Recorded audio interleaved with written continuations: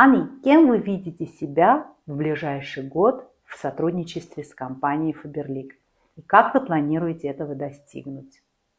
Ինչպես նշեցի, սեմինարներն ունեն իրենց յուրահատուկ դերը եւ վերջին սեմինարը նույնպես տվեց ինձ մտածելու տեղիք։ Իմ նպատակն է արդեն բիզնեսում հասնել թանկարժեք տնօրենի ստատուսի, որը կօգնի իմ գործընկերուհիներին լինել ֆինանսապես անկախ, կայացած։ Ինչու՞ չէ նաև մայր դառնալուց հետո եմ հասկանում, որ առաջին հերթին արդեն կարևորվում է հենց քո բալիկի ապահով լինելը, իսկ մեր նախագիծը տալիս է այդ հնարավորությունը վայելել երեխայի մանկությունը եւ միևնույն ժամանակ կառուցել իր համար բարեկեցիկ ապագա։ Ани, спасибо вам большое за позитивную беседу. Желаем вам развития и новых успехов.